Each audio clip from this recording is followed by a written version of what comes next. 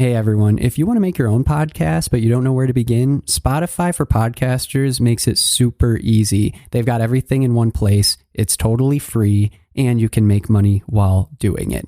Here's how it works. Spotify for Podcasters lets you record and edit podcasts right from your phone or computer, so no matter what your setup is like, you can start doing it today. Then you can distribute your podcast to Spotify and pretty much everywhere else podcasts are heard. Video podcasts are also supported, and you can even conduct polls and Q&As. With Spotify for Podcasters, you can earn money in a variety of ways, including ads and podcast subscriptions. And best of all, the platform is totally free. No catch, totally free. When I wanted to start my own podcast, I did not know where to begin, and I didn't think it was even possible. And Spotify for Podcasters made it happen. They made it easy, they made it quick, and I am doing something that I love. What more can I ask for? So if you're interested in starting your own show, you can do it, and I highly recommend you give this a try. Download the Spotify for Podcasters app or go to www.spotify.com/podcasters to get started.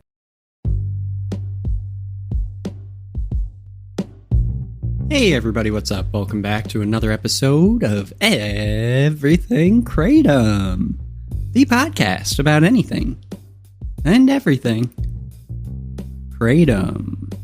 Great to have you here with us on this Friday morning. I hope everyone out there is doing fantastic.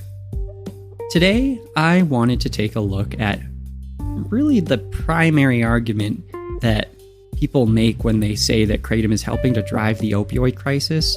And also it's, a huge part of the overdose deaths, and that it's even significant enough to worry about with that as the backdrop. Because that's really the primary argument for banning Kratom. And it's a very timely issue, obviously, and I think that that's what sets Kratom apart from many other things, is that there's this ongoing opioid crisis happening at the same time.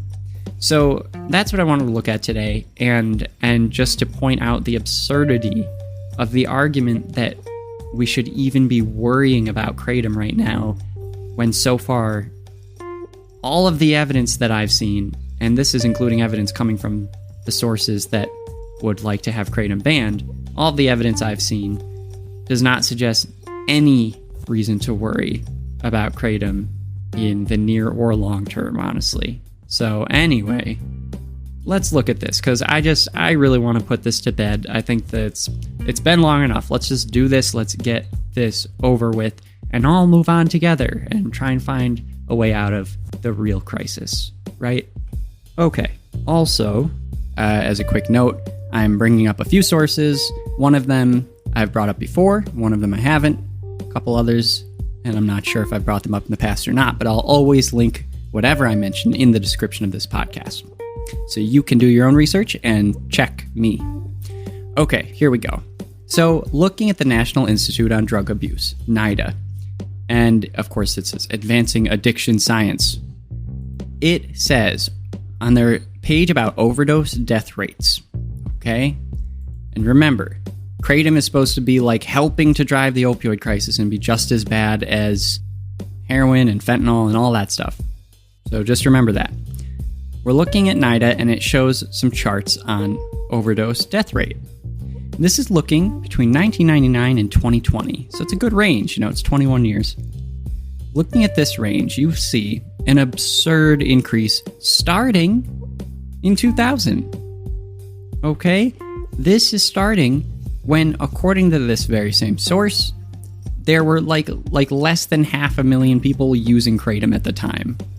Or like maybe 1 million, right? Even today, the conservative estimate is like around 3 million people at most using Kratom. And then the opposite, the liberal estimate, would be like 16 million people today. But regardless of that, pretty much everyone generally agrees that there were like less than 1 million people using Kratom before the year 2000.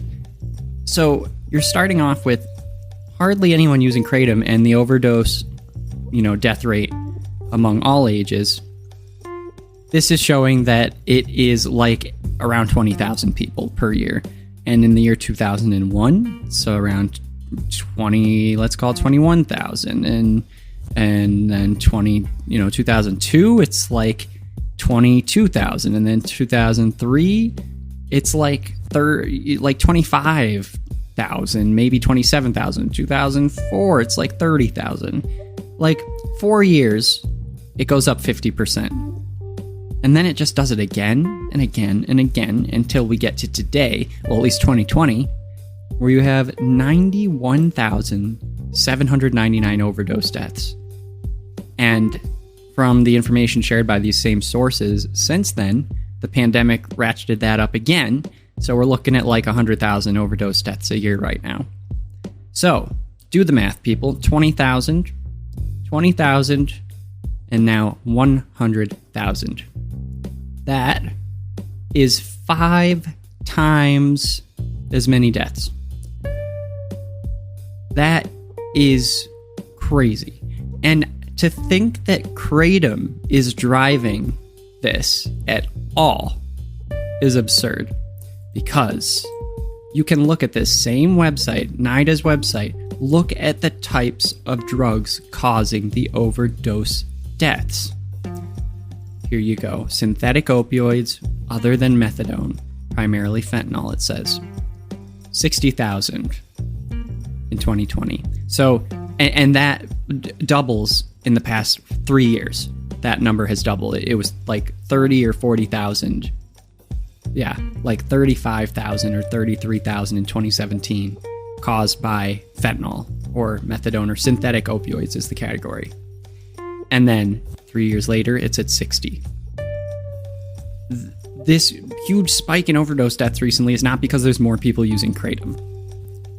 And again, I'm going to touch on this in a second, but just remember, synthetic opioids, other than methadone, primarily fentanyl, okay? You also have a large number of overdose deaths happening from cocaine, and that's like around 20,000 overdose deaths right now. And psychostimulants with abuse potential, primarily methamphetamine. That's another one that's up there right now. That's around like 27,000 in 2020. So these are like the primary ones. You also have heroin at like 15,000, benzodiazepines. I can never say that right, sorry. Benzos at like they're about the same level. And even, get this, you guys, antidepressants, which in 1999 was like, I don't know if I'm looking at this chart correctly, maybe like 500 to 1,000 people dying of it in 1999, overdose on antidepressants. That number has even slowly been rising. And, you know, it's still pretty low on the chart, but from what I can tell, it's more like up around like 3,000 or 4,000 overdose deaths in 2020. So even that number has gone up exorbitantly. So each one of these substances has been, you know, basically causing a lot of overdose deaths and going up and up and up. And when it comes to fentanyl, it's been going up exponentially in the past 5 years, 6, 7 years. So that is what's driving it. Now, let's look at a couple other things, though. So, when you go to this study through, by the way, the U.S. Department of Health and Human Services, Centers for Disease Control and Prevention. So this is both government agencies sponsoring this study. This says, unintentional drug overdose deaths with Kratom detected, 27 states, July 2016, December 2017. Data on 27,338 overdose deaths that occurred during July 2016 to December 2017 were entered into the SUDRS, which is the State Unintentional Drug Overdose Reporting System. And then there's postmortem toxicology included, and it says 152 of these 27,000 overdose deaths. So 152, which is, by the way, everyone, 0.56% of those, there is a positive postmortem toxicology test for Kratom. And then it says postmortem toxicology testing protocols were not documented and varied among and within states. Think about that as well, because not only is it that we don't even have a standardized way of like testing for Kratom, or these toxicology reports aren't testing for Kratom in the same method, but even between states it's different. And within one state, you could have two places right next to each other testing for Kratom in completely different ways. So that is just beyond me, and like in terms of like why you would be trying to make an argument that kratom is like so much more prevalent than it really is in overdose deaths, and that it's causing the overdose deaths when you don't even have a standard way to test it between two buildings that are sitting next to each other in the same state or town, for instance. Anyway, let's keep on with this report. It then says, looking at those reports, 59.9% of those 152 kratom positive deaths. There are 7 where kratom was the only substance to test positive, although the presence of additional substances cannot be ruled out. It always says that, right? It then goes on to say that in approximately 80% of kratom positive and kratom involved deaths in this analysis, those who died had a history of substance misuse. 80%. And approximately 90% had no evidence that they were currently receiving medically supervised treatment for pain. Post-mortem toxicology testing detected multiple substances for almost all of those who died. Fentanyl and fentanyl analogs were the most frequently identified co-occurring substances. Any fentanyl was listed as a cause of death for 65.1% of kratom-positive people and 56% of kratom-involved deaths. So I'm going to stop there and just say the idea that someone can be kratom positive versus kratom involved, what does that even mean? Does that mean that there's a certain level, a magic level of mitragynine or 7-hydroxymitragynine that once you go over that, then it officially has contributed to someone's death, but if you're under it, it hasn't? And by the way, the testing requirements and the way people test for it, the methods are completely different even within states. It does not measure up scientifically whatsoever. And again, please remember, I say on almost every show that I do at some point or another, I really don't have an agenda here, and I know you're sick of me saying that, but like I feel the need to say this. They're doing it to themselves. Like, they're doing it to themselves. They're the way that they report on this is just ridiculous. Okay, if you keep on going through the report, it says, and this is kind of the kicker, and then we're going to move on to something else. Kratom positive deaths accounted for less than 1% of all of the overdose deaths between July 2016 and December 2017 that were put into this reporting system. Identification of kratom is method dependent. Therefore, these data might underestimate the number of kratom positive deaths, although the extent cannot be determined. However, because SUDERS, which is the reporting system, records results of jurisdiction-specific post-mortem toxicology testing, as well as overdose-specific circumstances, it is possible to ascertain that kratom was present primarily in deaths that occurred as a result of overdoses related to substance misuse, and that kratom was most often detected in combination with multiple other substances. Boom, nail in the coffin, done. That right there, my friends, is the end. That's the end. Like this is the CDC and the Department of Health and Human Services saying in the same report where they're trying to show any evidence of kratom being dangerous, that not only does it occur in less than like 1%, it's like in 0.5% of all overdose deaths recorded in this time period, where it's even positive in the person's body. Oh, and by the way, positive and kratom involved are two different things, and the reporting requirements are different.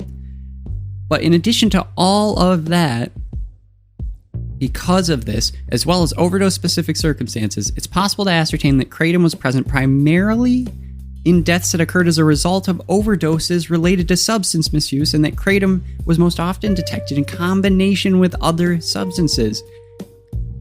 So there's no evidence of kratom killing people, according to this report by the CDC. I mean, really, like that's what that means. You can't turn around and say, oh, but I mean, we're just going to say that it was responsible for a few of these. No, you can't even determine that according to, based on your own wording. Okay, here's the next thing. The next thing, this, I'm just going to point out one paragraph here because it's exactly related to what we were just talking about, and it comes up in everything else, but this study actually says it out loud. So here's the paragraph. This is, by the way, in the American Journal of Forensic Medicine and Pathology. Like, I'm trying to only hit up sources that are believable, and I'm trying to find the sources that are trying to say that kratom is dangerous, and then using those to show that they're not even making the point well enough to, like, really take it seriously.